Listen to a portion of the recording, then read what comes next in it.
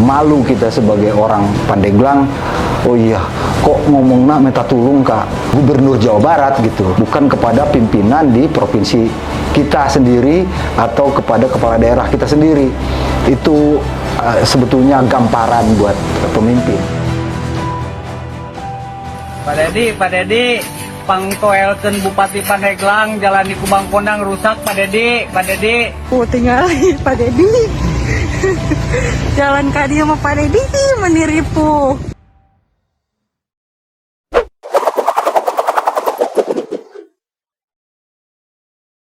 Bismillahirrahmanirrahim. Assalamualaikum warahmatullahi wabarakatuh. Waalaikumsalam warahmatullahi wabarakatuh. Sobat Pandeglang TV, malam hari ini alhamdulillah kita kedatangan tamu spesial nih, yaitu Pak Uday Syuhada. Saya agak canggung nyebut bapaknya. Biasanya Kak Bay gitu ya, udah Kak Uday, Kang Uday. Ya, Kang Uday. Jadi menpa dong lah, agak kegok begitu ya. Belum merupakan siapa yang tidak kenal lah, apalagi kemarin ikut di kontestasi politik. Aktivitas sekarang apa Kak Uday? Aktivitas sekarang ya ada beberapa hal. Yang satu saya konsentrasi ke urusan kebudayaan. Oh, kebudayaan. Kedua tentu saja sebagai orang yang sejak awal berdirinya provinsi ingin mendedikasikan diri, salah satunya menjadi pemantik agar masyarakat sipil selalu bisa berpikir, berkiprah. Karena dalam sistem kepemerintahan itu kan baik eksekutif, legislatif, yudikatif harus ada unsur lain yang juga berfungsi, yakni masyarakat sipil. Makanya kontrol sosial itu menjadi penting. Itu yang saya lakukan. Udah juga yang terkenal sebagai aktivis anti korupsi begitu ya. Ya, beliau sangat konsisten. Nah, tapi di luar itu nanti kita akan membahas nih Uday, karena tepat di 1 Juni kemarin ya, yaitu 100 hari kerja bupati dan wakil bupati terpilih atau kepala daerah yang kemarin secara serentak dilantik oleh Pak Prabowo. Nah, mungkin sebagai aktivis pegiat anti korupsi, mungkin atau sebagai rivalnya kemarin gitu, kami ingin mendengar pandangan-pandangan dari Kak Uday ini di 100 hari kerja bupati dan wakil bupati terpilih Pandeglang. Mudah-mudahan pemikiran-pemikiran atau pandangan Kak Uday bisa menjadi masukan bagi pemerintah daerah dan bagi masyarakat menjadi pencerahan begitu untuk mengawal tadi ya kita masyarakat sipil sebagai kontrol sosial. Mungkin di 100 hari kerja Kak Uday sedikit mengamati kinerja Bupati Pandeglang. Kak Uday menilai Bupati Pandeglang dalam 100 hari kerja apa yang sudah tercapai menurut pandangan Kak Uday? Sebetulnya kalau kita harus menilai kinerja dua orang pemimpin di sebuah daerah, dalam hal ini Bupati dan Wakil Bupati Pandeglang, tidak fair dengan 100 hari. Karena yang namanya pembangunan itu ada prosesnya, dari mulai perencanaan gitu kan, penganggaran yang tidak saja melulu menjadi kewenangan kepala daerah, tapi juga di situ ada legislatif, karena salah satu fungsi DPRD juga bagaimana menganggarkan, kemudian melaksanakan, mengawasi, dan mengevaluasi dari hasil pekerjaan. Jadi kalau kita bilang berhasil tidak berhasil itu relatif, karena sulit untuk mengukur kepemimpinan itu dianggap berhasil atau bagus atau tidak, memuaskan atau tidak, itu masih sangat bias. Tetapi dengan kondisi Pandeglang yang kita tahu selama ini puluhan tahun masih berkutat pada kebutuhan infrastruktur dasar, mulai dari infrastruktur jalan, pendidikan, kesehatan, 3 hal itu saja, ya kita selama ini masih tetap terpuruk. Jadi kalau hanya mengandalkan APBD, kemarin dirilis APBD Pandeglang minus. Nah, jadi agak repot memang untuk Pandeglang bisa bangkit dari situasi yang sulit ini. Tetapi setidak-tidaknya mestinya kepala daerah itu, saya dulu berkali-kali mengatakan, kita sebagai pemimpin jangan hanya mengandalkan uang. Uang penting, tapi tidak segalanya. Banyak hal yang bisa kita lakukan tidak mengedepankan uang yang menjadi modal. Artinya apa? Pemimpin harus out of the box. Cara berpikirnya keluar. Kalau kita hanya mengandalkan DAU, ya segitu-gitunya, bahkan tadi dengan berbagai kebutuhan kita minus, maka harus ada inovasi dari kepala daerah untuk bagaimana memperbaiki kondisi untuk pendapatan asli daerah bisa meningkat. Di daerah Pandeglang ini kan sebetulnya banyak potensi ekonominya. Apakah itu di dunia pariwisata, pertanian, kelautan. Lautnya aja terpanjang seBanten dibandingkan dengan kabupaten kota lain. Tetapi pemanfaatan dari yang namanya sumber kelautan itu masih sangat rendah. Tidak ada diversifikasi dari produk.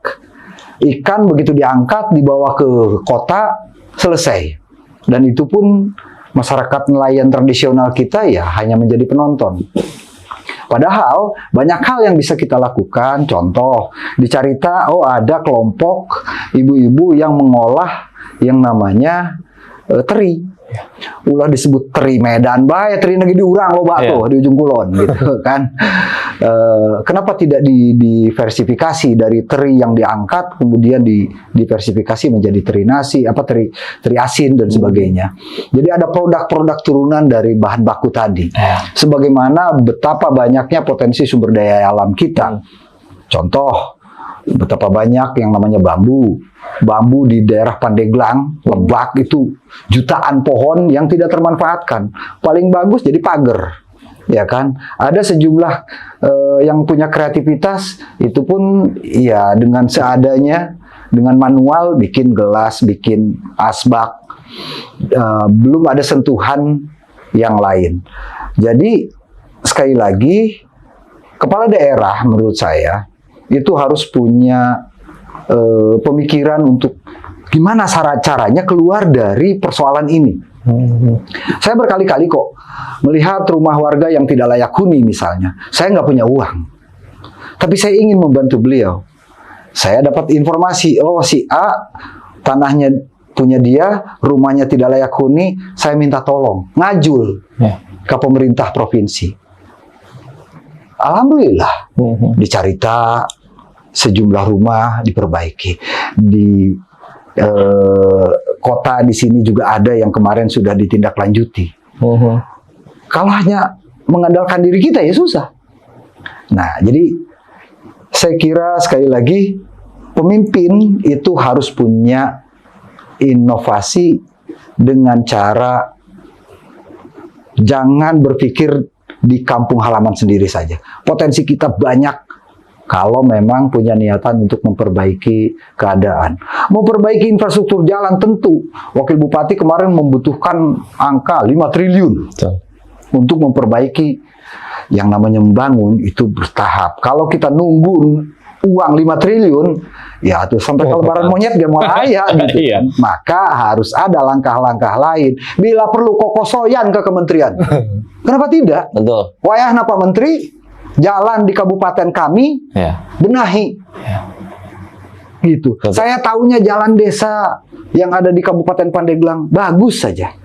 Toh dari provinsi sekarang secara bertahap juga ada banyak jalan yang di cover oleh APBD provinsi, gitu.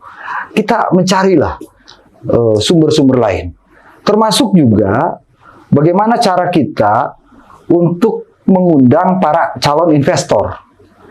Tapi yakinkan mereka calon investor itu datang ke sini, perizinannya mudah, murah, nyaman, horai kadutan, tidak ada pungli. Yakinkan mereka agar mereka memang invest di Banten, di Pandeglang.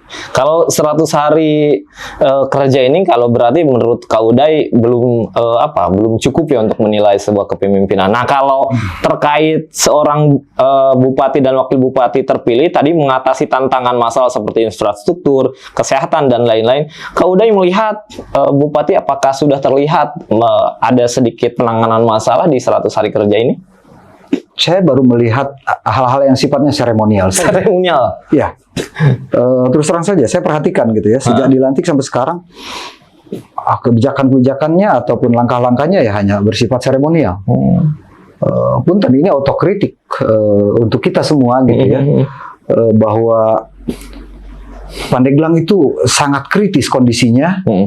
maka butuh gebrakan-gebrakan yang di luar kebiasaan dalam mencari solusi. Belum lagi tadi persoalan pelayanan kesehatan. Kemarin ada di media nasional diangkat juga seorang ibu melahirkan anak yang harus ditandu begitu. Ini kan miris sekali gitu. Di zaman semodern ini gitu kan. Ya lagi-lagi bukan urusan persoalan kesehatan saja, tapi ditunjang oleh infrastruktur jalan tadi yang memang tidak memadai. Jangankan untuk ambulan begitu, untuk sepeda motor aja sulit, harus manual digotong dengan tandu. Belum lagi persoalan pendidikan dasar kita yang menjadi kewenangan kabupaten kota. Kabupaten kota kan SD, SMP. Indeks pembangunan manusia di Pandeglang juga masih rendah. Dan ini tantangan buat kita ke depan.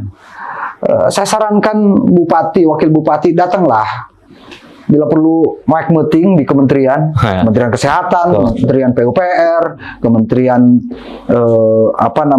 Pendidikan, kokosoyan bila perlu di situ. Kalau memang punya komitmen untuk bagaimana caranya Pandeglang bisa relatif cepat berubah.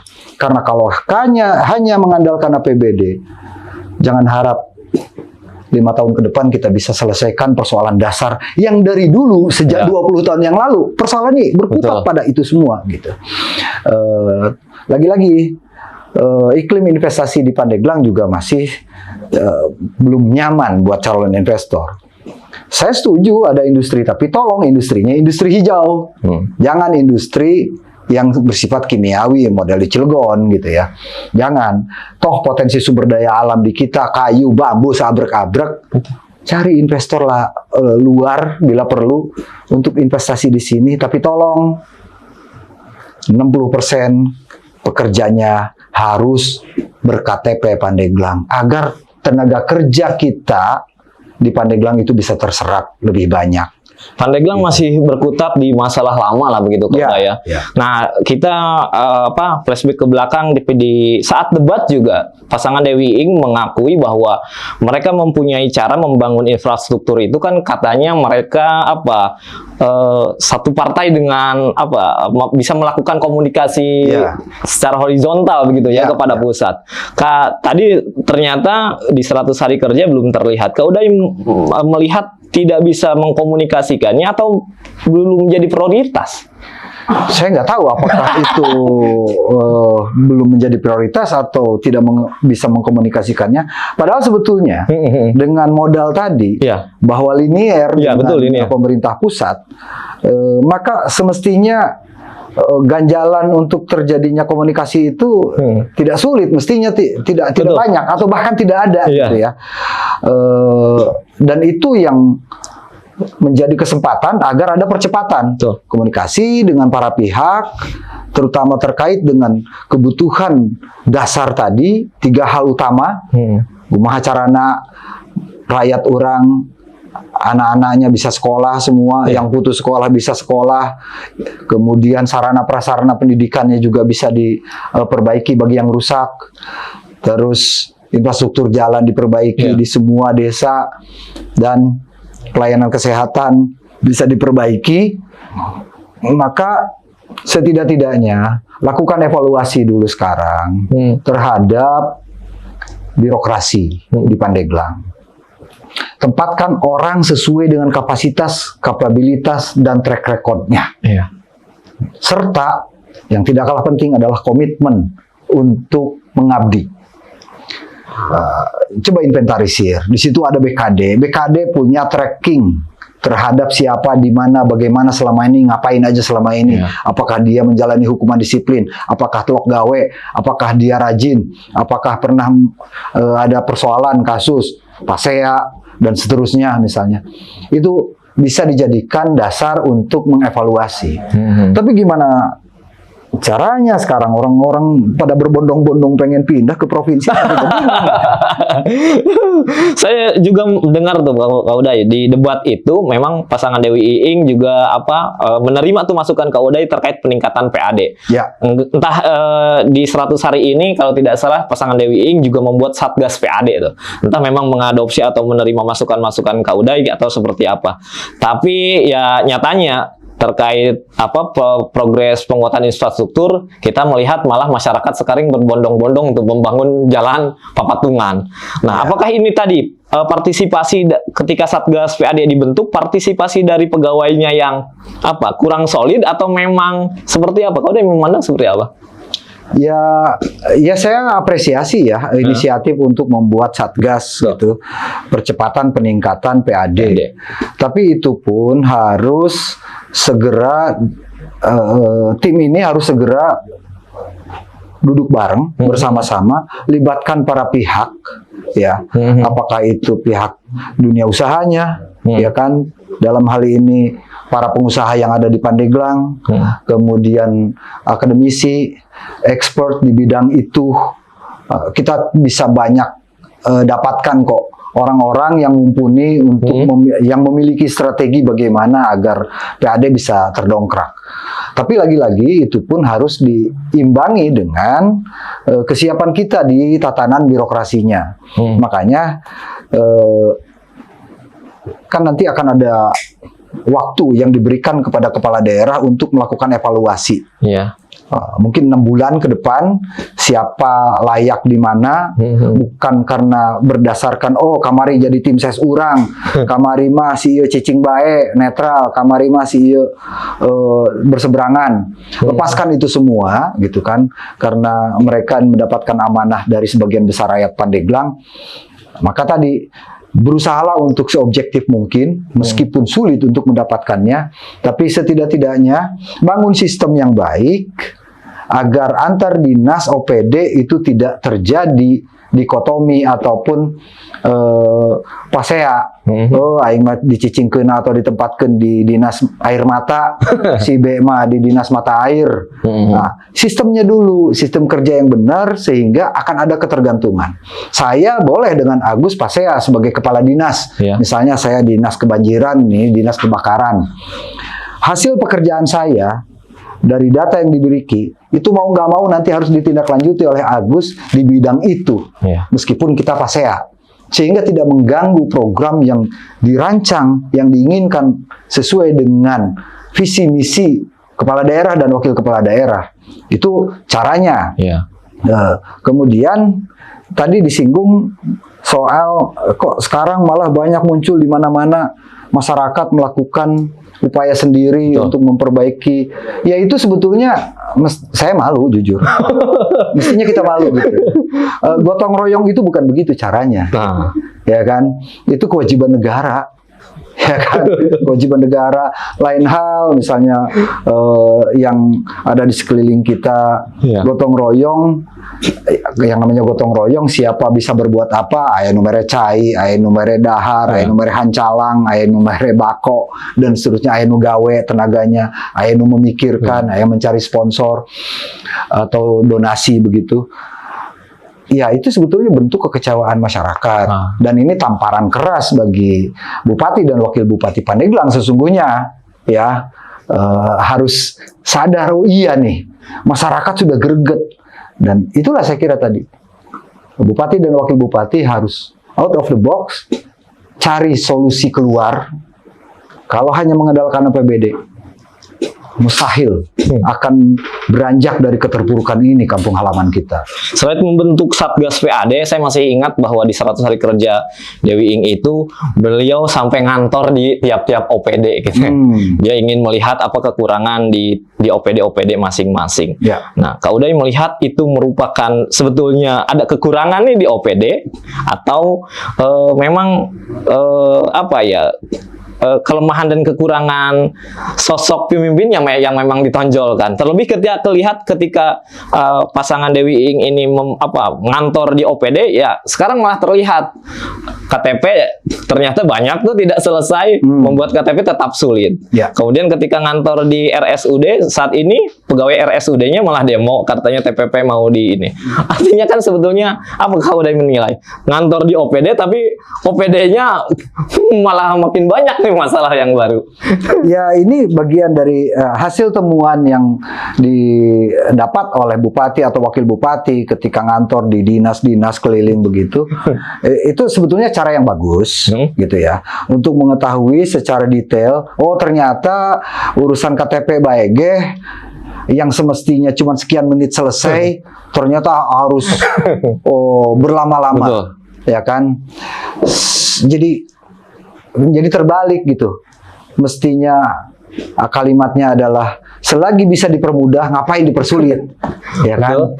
Ini murni terbalik. Selagi bisa dipersulit, ngapain dipermudah, gitu kan? Nah, temuan-temuan yang didapat oleh bupati, wakil bupati dengan keliling tadi, tentu harus dijadikan catatan untuk mengevaluasi mereka. Mereka punya kewenangan yang mutlak untuk menempatkan siapa berada di mana. Lagi-lagi makanya saya bilang tadi, coba kita belajar dari perusahaan-perusahaan profesional. Orang-orangnya kadang-kadang tidak memikirkan yang namanya lu profesor kayak doktor kayak keilmuannya, tapi dasar minimalnya sekian, misalnya apa SLTA atau S1. Sepanjang dia profesional, dia bekerja di situ dengan baik, itu mungkin yang akan dipromosikan begitu. Bukan karena siap bu, siapa, bukan karena itu gitu loh. Dengan sendirinya kok orang-orang kalau yang punya potensi tadi diberikan kesempatan untuk menunjukkan kemampuannya, loyalitas, tentu saja integritasnya, mereka juga akan menunjukkan diri. Sungguh pun misalnya selama ini dia ya orangnya biasa-biasa aja, tidak melakukan manuver-manuver untuk mendapatkan posisi sebagai pejabat A, B. Tapi karena dia dalam catatan di BKD dan juga penilaian hasil kunjungan tadi, misalnya dilihat, oh si A ini cocok, maka saya kira itu bisa jadi bekal untuk beberapa bulan ke depan dilakukan evaluasi, si A menjadi pejabat apa, si B, agar ada penyegaran dan diberikan kesempatan bagi siapapun untuk berkiprah, untuk mengabdi. Lagi-lagi harus dibarengi dengan komitmen dari kepala daerahnya. Kalau misalnya kualitas pembangunan selama ini buruk, salah satunya tegaskan, coba sih mulai sekarang, itu kan sudah rahasia umum, kudu store kadieu, kudu store kaditu, bahwa ada wayahna ulah sakitu teuing, kurangi agar kualitas pembangunan yang dihasilkan lebih baik. Nah, jadi kalau misalnya waduh hese itu bisa dihindari, minimalisir. Masa iya sih kalau kita tujuannya baik gitu, misalnya kelompok A wayana sih nu tadina 8% jadi 7% jadi 5% gitu, iya nu 10% jadi 5%. Jelaskan bahwa ini untuk kepentingan rakyat Pandeglang. Saya yakin mereka juga akan paham. Jadi keserakahan ini yang sebetulnya menjadi persoalan utama dari kita, dan komitmen bahwa Pandeglang harus bangkit dari persoalan-persoalan dasar. Kalau itu tidak ada, itu repot. Artinya ngantor keliling itu seharusnya dijadikan dasar evaluasi. Harus dijadikan dasar evaluasi oleh kepala daerah dan wakilnya, untuk mereka nanti menentukan kebijakan bahwa definitif kelak si A di dinas A, si B di dinas B, bukan karena faktor like or dislike, tapi karena dia punya kapasitas, kapabilitas, kompetensi, dan integritas. Nah, yang terlihat juga di kepemimpinan Dewi Ing ini, Pak Wagub khususnya Pak Ing itu memprioritaskan pembangunan infrastruktur pendidikan begitu. Bahkan kalau tidak salah biaya MBG saja makan bergizi gratis itu akan dialihkan kepada infrastruktur pendidikan begitu. Kalau tadi ada 3 masalah dasar di kita, infrastruktur, kemudian pendidikan dan kesehatan, Pak Uday melihat atau sepakat dengan penguatan infrastruktur pendidikan ketimbang masalah yang lain? Sebetulnya di dalam aturan di otonomi daerah, struktur APBD itu kan untuk urusan pendidikan minimal 30%. Udah jelas tuh. Maka tadi bagaimana potensi kebocoran ini yang harus kita hindari gitu ya, agar kualitas pembangunannya jelas. Sekarang sudah canggih Makanya ini juga bagian dari ikhtiar kita untuk melakukan penyadaran kolektif masyarakat sipil dimanapun, di Pandeglang khususnya. Ketika ada sebuah pekerjaan dilakukan oleh pihak ketiga, taruhlah memperbaiki sanitasi ataupun kamar mandi ataupun WC-nya SD atau SMP yang seharusnya misalnya kerannya dari stainless, ini kok nu dipasang plastik, report itu, gitu kan, agar tadi kita sama-sama mengawasi. Terus di inspektorat itu atau apa namanya di tingkat kabupaten itu, pengawas daerah internal, itu kalau sudah ada peristiwa yang tadi potensi ke masalah hukum, gimana caranya tahun depan untuk tidak melakukan kesalahan yang sama? Evaluasi. Karena fungsi APIP di situ melakukan pembinaan terhadap sesama PNS itu menjadi penting. Terus lagi-lagi bukan yang seremonial sifatnya, misalnya peningkatan kapasitas ini itu agak repot kita, gitu. Yang terpenting sekarang bupatinya, wakil bupatinya fokus ke urusan ini nih, infrastruktur jalan, pendidikan, kesehatan. Waduh, duitnya tuh ya. Tadi coba keluar. Entah itu dengan cara datang ke kementerian-kementerian terkait, koordinasi dengan pemerintah provinsi di bidang terkait, dan mengundang investor dengan tadi menjanjikan kepada mereka, kalau Anda investasi di tempat saya, misalnya saya kasih keleluasaan 5 tahun ke depan periode kepemimpinan Dewi Ing tidak harus bayar pajak, kasih, tapi tadi syaratnya 60% karyawan Anda wajib berKTP Pandeglang. Terus ngurus izin ini itu, saya jamin tidak akan ada orai kadut dari level dinas sampai dengan tingkat RT. Oknum LSM, oknum APH, oknum siapapun tidak boleh. Kalau ada, tindak. Kalau mereka diyakinkan begitu, saya optimis. Ada banyak pihak investor yang ingin berinvestasi di Pandeglang, terutama di urusan ketahanan pangan. Lahan tidur di kita masih banyak. Aset-aset Pemkab Pandeglang ini seabrek-abrek, tapi tidak banyak termanfaatkan. Kita sederhana, datanglah ke Bandung, ke kota Bandung. Di sudut jalan ada gedung tua. Itu sudah dikerjasamakan dengan pihak ketiga, pengusaha kafe, ya. Jadi gedung itu bermanfaat. Pemasukan buat Pemda ada jelas setiap tahun. Ekonomi bisa hidup. Kenapa tidak dilakukan di kita? Aset kita banyak. Situ sabrek-abrek diurang. Oh, manfaatnya sekali lagi. Padahal di daerah lain, waduh, udah keren banget. Artinya mungkin di 100 hari kerja ini upaya ramah investasi belum terlalu dilihat. Ya, saya kira salah satu cara yang terbaik adalah tadi upaya meningkatkan PAD. Satgas tadi harus inventarisir apa saja nih. Ya, Satgas untuk peningkatan PAD kan yang dibentuk oleh Bupati.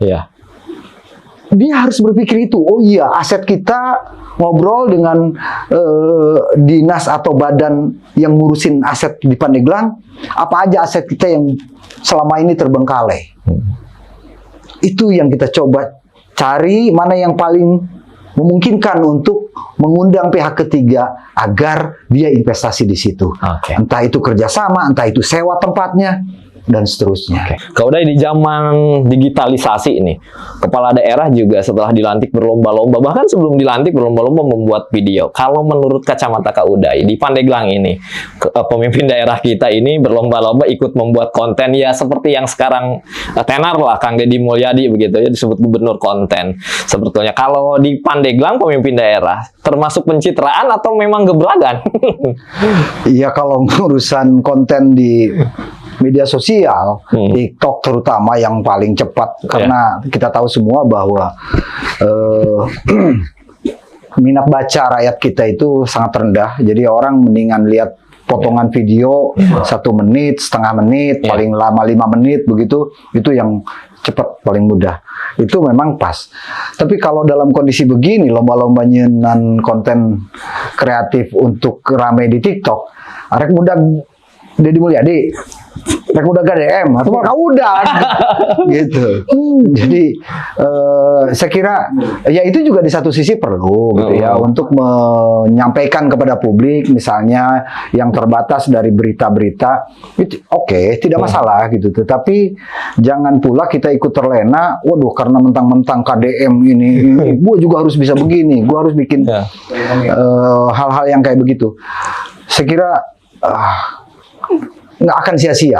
Sia-sia. Hanya dengan membangun opini, membangun image, Iya. karena toh mereka adalah pengambil kebijakan.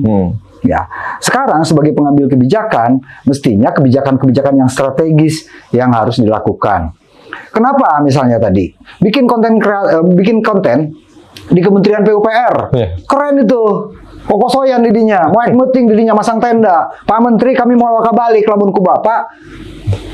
Can disetujui, oke tahun ini kami akan berikan sekian ratus kilometer jalan desa misalnya. Wah itu keren, gitu ya. Bukan tadi fulus, ya kalau kita ngomong fulus, lagi-lagi saya bilang, kalau kita miskin gagasan, ya otomatis yang dipikirkan ada duit bisa ngebangun, nggak ada duit nggak bisa ngebangun. Salah itu cara berpikir begitu. Ya. Kalau di tengah viral konten, kita juga nih Pandeglang TV merangkum beberapa berita viral di kepemimpinan Dewi Iing. Berita viral dalam 100 hari kerja Bupati dan Wakil Bupati. Nah ini yang pertama nih tadi, warga patungan perbaiki jalan nih. Nah, kemudian ini ada nih, masih perbaiki jalan, sekarang udah mulai patungan. Nah, ini jawabannya, kami bukan pesulap. Nah, kemudian banyak nih isu kesehatan, banyak yang tumor ini termasuk yang kita bantu kemarin, Pandeglang News turun untuk bantu berobat dan lain-lain. Nah, kemudian konflik agraria juga muncul di kepemimpinan. Ini yang belum selesai. Sengketa Cibaliung, dan ini masyarakat ratusan kakak nih yang butuh perlindungan. Nah, tadi berkaitan di Nakes nih ngadu TPP, padahal kemarin di sana, tapi akhirnya Nakesnya minta tolong ke MKAB. Nah, ini yang viral juga nih masuk nasional. Lagi-lagi masalah jalan rusak ya, mohon maaf belum bisa bangun jalan katanya. Kemudian ini ada aktivis soroti 40 pengadaan laptop yang nilainya hampir 1 miliar. Ini laptop laptop kemarin. Dan ini nih. Pak Dedi, Bang Toelson Bupati Pandeglang.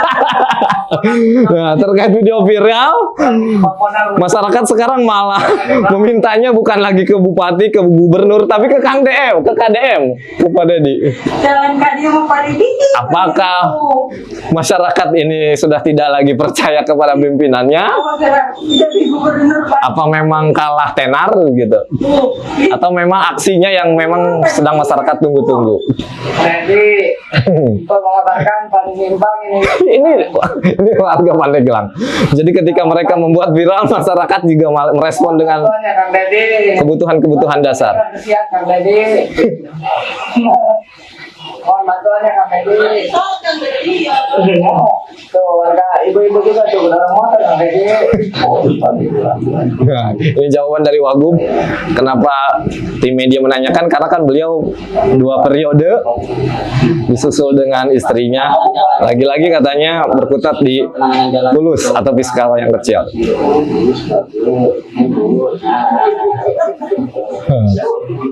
Oke, kembali lagi ke tadi.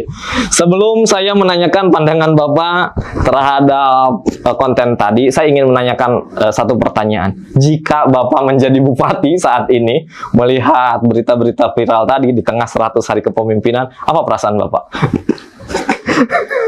Tadi saya ngeliatnya juga udah ya sedih banget gitu.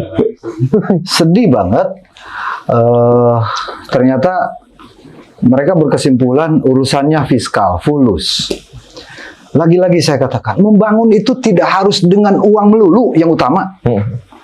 Ada banyak hal yang bisa kita lakukan.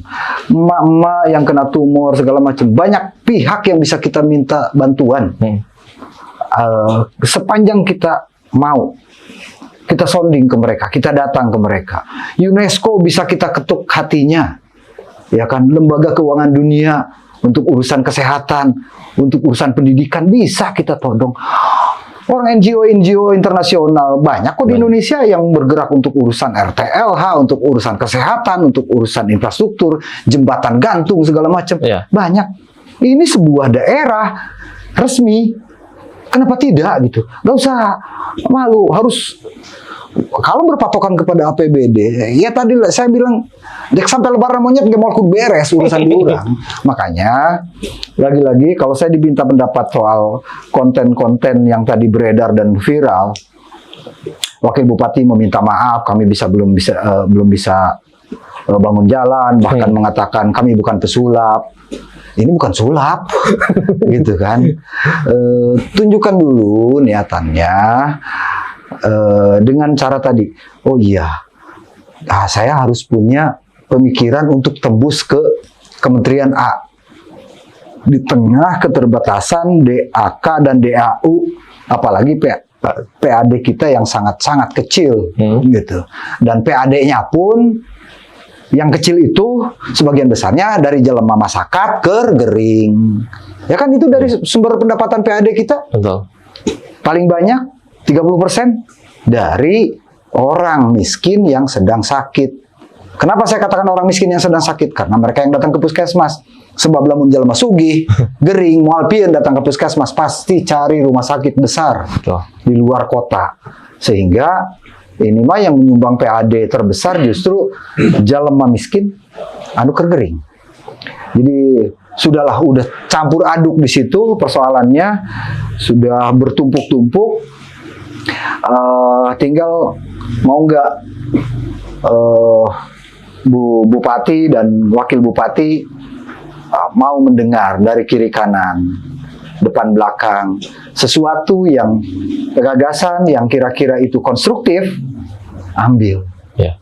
Saya ketika ditanya siap, tentu saja siap. Ini pun saya sampaikan karena ingin memberikan alternatif pemikiran, gagasan kepada Bupati, Wakil Bupati. Oh iya, barangkali ada hal yang positif yang bisa diterapkan, yang bisa diambil, gitu kan, untuk menangani persoalan dasar tadi. Kalau jawabannya hanya urusan duit, melulu duit, repot. Gitu. Sebelum closing statement Kak Uday, Ya. 100 hari kerja Bupati dan Wakil Bupati, satu kata bagi Kak Uday apa? Sedih. Sedih. Aduh, kemudian terakhir Kak Uday, apa yang ingin Kak Uday sampaikan sebagai aktivis, sebagai orang yang peduli terhadap Pandeglang? Saya juga melihat waktu di debat, bahkan Kak Uday berjanji 1 tahun saya bisa selesaikan masalah, luar biasa. Mungkin di luar itu tentu Kak Uday tentu akan terus berkarya membangun dari sisi Kak Uday mungkin ya. Ya. Mungkin terakhir saran kepada Bupati sebagai closing statement, apa yang ingin Kak Uday sampaikan? Silahkan di sini. Sebagai pribadi Uday Suhada, saya punya prinsip tak penting kita menjadi apa, asal mampu berbuat apa-apa yang bermanfaat untuk orang-orang di sekeliling kita. Karena itu, saya sebagai warga Pandeglang yang lahir sejak 50 tahun yang lalu di Kuluwut, alhamdulillah sekarang kampung halaman saya sudah jalannya sudah diperbaiki, tapi oleh provinsi, alhamdulillah. Sudah di hotmik, gitu, seumur umur alhamdulillah sudah di hotmik, hanya nggak terlalu jauh. Tetapi begini maksud saya, disinilah peran kita sebagai masyarakat sipil terus disampaikan. Tadi saudara-saudara kita dari berbagai pelosok, di Panimbang, di Kubang Kondang, di berbagai tempat yang justru mengeluhnya ke Kang Deddy, gitu. Itu sebetulnya satir, itu sebetulnya singgungan yang kalau kita punya perasaan malu kita sebagai orang Pandeglang, oh iya, kok ngomongnya minta tulung Kak Gubernur Jawa Barat gitu, bukan kepada pimpinan di provinsi kita sendiri atau kepada kepala daerah kita sendiri. Itu sebetulnya gamparan buat pemimpin.